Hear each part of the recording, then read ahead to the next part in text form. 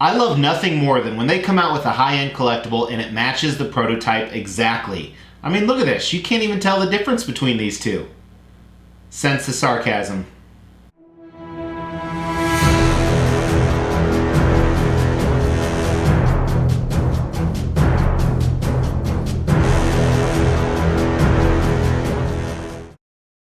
Welcome to the Extreme Channel. My name is Mr. X, where we look at high-end collectibles, and we have the Ultimate Warrior from WWE. But you and I really know it was WWF. That's the generation I grew up in. That's when Ultimate Warrior was my favorite wrestler. And I've been on the fence with him for so long for a number of reasons. Number one is I wasn't a big fan of the pose. We'll talk more about that when we get to design in this in-depth review. Number two is I'm kind of a completist. I can't eat just a ribeye. I have to eat the whole cow. I can't shoot an intruder just once. I have to empty my entire clip. For statues, if I get one piece, I feel like I have to get more. I can't leave just a standalone piece. And with them, I was thinking, you know what? I might have to complete the line.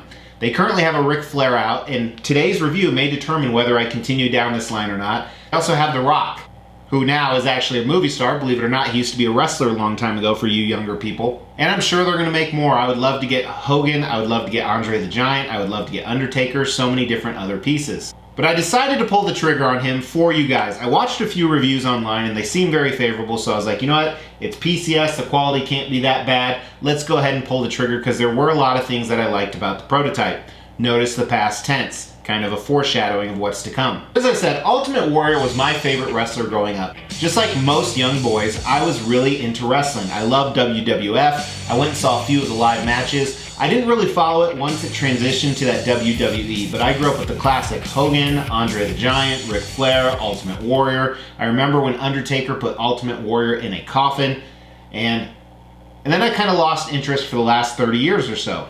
But when PCS initially revealed this, I was like, oh, I think I might have to be in for this. And then they revealed the whole thing, and I was digging it a little more, minus the pose. And I also really liked the price point. The price point was $550 for this. Shipping was very negligible because it was a very light box. And the edition size wasn't that high either. They only made 500 of these. Now with PCS pieces, I'm always on the fence because a lot of times they lose value almost instantly. And honestly, I think that's going to happen with this guy, even though they're low stock in Sideshow. So let's dive into the review, and as always, we're going to start with concept. And I think there are definitely some misses here, but some of them can be tied into the design. Starting at the bottom of the base here, it's a very plain museum-style base that elevates him quite a bit. And they have the name Ultimate Warrior on the front. You guys know I hate this, but in this case, I really don't mind it, especially if you're looking at a whole line, but they better make sure they do that with every single character. And as you move up, he's not on a rink. I think that would have really taken this to the next level. Not only a mat on the bottom, but they have this metallic diamond-plated steel. I don't know the purpose behind this. I don't like it. I think it was a miss on the entire base altogether. They could have done a rink. They could have done some corner poles, something of that nature, and that's part of the design we're going to talk about. And as you move up, he is in an awkward pose. Not really a fan of the pose, but I love the attire. He has the absolute classic Ultimate Warrior attire, and I think that is really what drew me to this statue. Not only the attire on his boots and knee pads and the tassels, but also as you move up farther, you see he is just absolutely ripped, like a lot of these characters were at that time. And they weren't like the fitness ripped of today with 0% body fat, but they were damn near close. And as you get towards the top, I love his portrait. His hair is very full, which you didn't always see because most of the time he was sweating, so it was really wet and matted down. But I think it's a great representation of the character. And the paint on the face also just pops as well. So as I said, I like what they did with Ultimate Warrior minus the pose from the boots up. I don't like what they did with the base. And now that I have it in person, I see a lot more issues with the base. Some of them are design related, some are paint and sculpt related, but I think they missed some opportunity. And I honestly, I think they could have done so much more. The pose is awkward. The base is too plain for wrestling. I noticed on the Rock statue, they actually mixed it up a little bit. Here's a picture of that. So I think overall, I'm going to give the concept a 2 out of 5. I think it's ugly, unfortunately, which really bums me out. Now let's get into the design. And on the design, some of the stuff was kind of an overlay into the concept. But first of all, let's talk about the packaging. First right here is a picture of the shipper. Pretty standard size. This statue is incredibly light. I think it's 17 pounds total. And then here we have the art box. Pretty neat. I do like our boxes more and more. I'm kind of getting into them. However, I don't display them. They just go back in the shipper and they stay there until I sell it, or just gathering dust for the next 20 years. But on the front, you have the front pose showing most of the upper torso here. Sorry about the reflection. The side, we got the Ultimate Warrior, and then just a close-up of his portrait and PCS on the back. Now let's take a look at the inside of it. So it had the classic straps that PCS always has, and here is one layer. Very few pieces. There was actually only a total of 6 pieces. Here they are, all laid out. The only thing that you don't see right here is the classic COA card that PCS always delivers.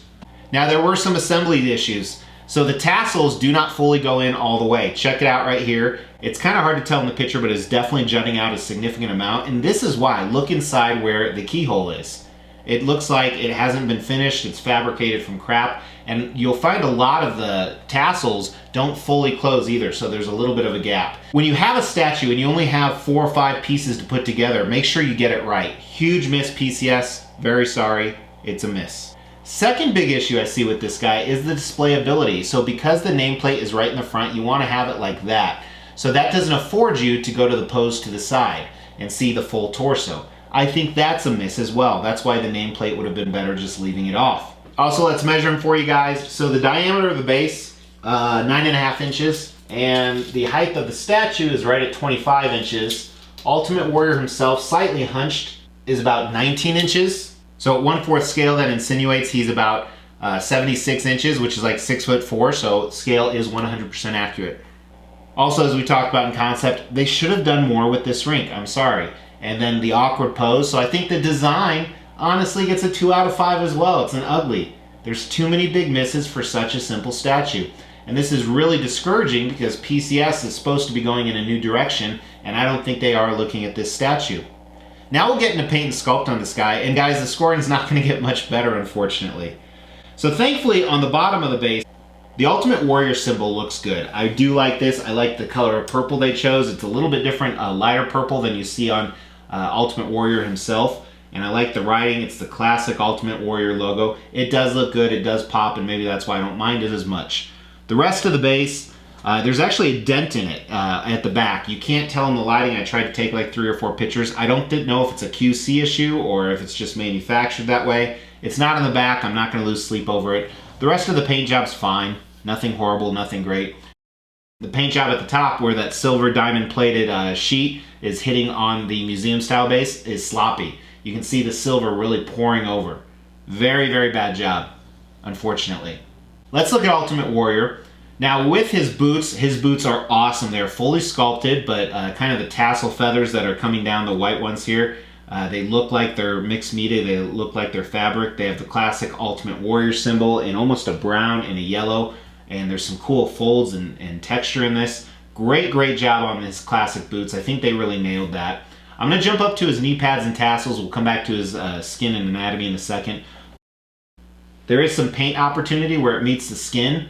Not as bad as the base, but the colors really pop, and it gives you that true Ultimate Warrior feel. The tassels are almost made out of those things you get at Ted Montana's for your kids where you can make glasses. Some of you know what I'm talking about. Kind of that plasticky resin material. I don't want to try and bend them, but the nice thing is they won't really break in shipping. Of course, they didn't do a good job on the keyholes, so that's an issue. Take a look at his underwear. Underwear looks good, very clean. Again, some paint issues where it meets the skin, but I like the coloring, the neon green, and there's definitely some good folds. They didn't overdo his package, which is always a relief because I get intimidated. Then you can see the straps and tassels around his arms up here. Those different colors, and these were, his classic colors, just really make him pop. Same thing with his wristbands here. The colorization sequence looks good. Now I'm going to start looking at his anatomy. So first I'm going to look at the skin color. He was a tan guy. He definitely spent time in the tanning booth in real life. This is way too tan, and I think this is where it's a big miss. And I watched some other reviews that didn't seem to mind it. Maybe mine is a different batch, but mine is way too tan. I mean, this guy should have wrinkly skin for how much time he spent in the tan booth. Here's a picture next to my hand. While I'm not the most tan guy in the world, you can see a huge difference. So I think that his entire skin color was a huge miss, and then the shading just makes it look even darker. And I have it under some pretty bright lights. But his anatomy is awesome, and that's what really drew me to this character, or this statue, is the anatomy is awesome. Like I said, it's not your 0% body fat, but it's damn near only 3% body fat. The development of his muscles, both in his legs, and then especially in his torso, whether it's his abdomen or chest, or arms, and then there are some veins in there. I think the vein work is fantastic. They could have added a little bit more blue highlights to it. Maybe they did, and then they just painted over it with that dark skin color. But even his back, look how ripped this is. I think it's a really good balance with the anatomy. The sculptor really knew what he was doing. And now let's look at his portrait. I really like his portrait minus the tilt. So first we have the hair. I think the hair is great. Like I said, it's kind of flowing all over the place, which you typically didn't see because he was always in action, so his hair wasn't this permed or beautiful. But they did a great job with the sculpt. I like the directionality, I like the coloring. I think that was spot on. And then his portrait. First, the paint. The Ultimate Warrior paint with his logo looks fantastic, really pops, almost looks like it could glow. This is kind of the corny 1980s style that they had back then, late 80s, and it really embodies the character, so well done on that. And then the rest of it, like I said, I think they did a good job with his likeness as well. Not an amazing job, but a good job with his likeness.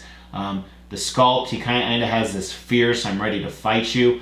The more you look at his portrait, the few different stories it has. And what's weird is the paint is really clean on this part. I wonder if they had a different process for painting his portrait than the rest of the statue. Someone else painted the bases, I'm assuming. Maybe a lower paid worker. Alright, so let's dive into the sculpt. Like I said, I think the anatomy's out of this world. I also like a lot of things they did with his underwear and the boots. I think the sculpt is a 4 out of 5 on this piece. It is really well done. And that's the only redeeming factor that makes me want to go on to the other pieces in the line. So, which is what I'm going to need your help with in a second. But let's talk about the paint. If you look at the mist body paint, how unclean it is, I'm sorry, the paint is trash. I think the paint's 1 out of 5 on this piece, which is so unfortunate. It is almost a 2 out of 5, but let's not play games. When it's that bad, it's just bad. It's kind of like when it's cold outside.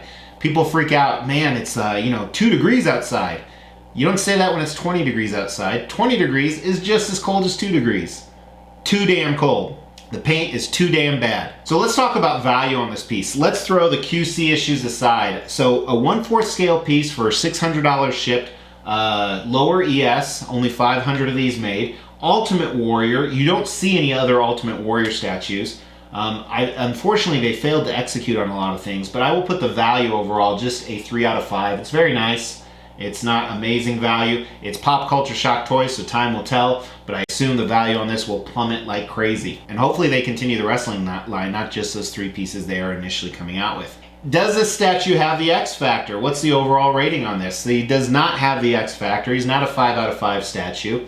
Because he's my favorite character, I'm tempted to grade him a little bit higher, but I think, let's just be real, I think the statue is ugly. I think it's a 2 out of 5.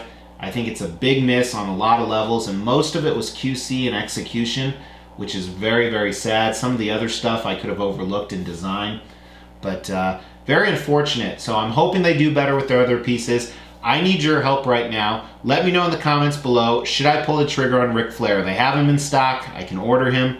I've had him in my cart like 5 or 6 times. He's probably one of my least favorites, but I love what he did for the wrestling scene. So please let me know that, yes or no. Also, thank you so much for watching, guys. I really appreciate it. Make sure you check out some of these other pop culture shock pieces, or subscribe by hitting that Extreme Channel logo. Otherwise, I will talk to you tomorrow. Take care.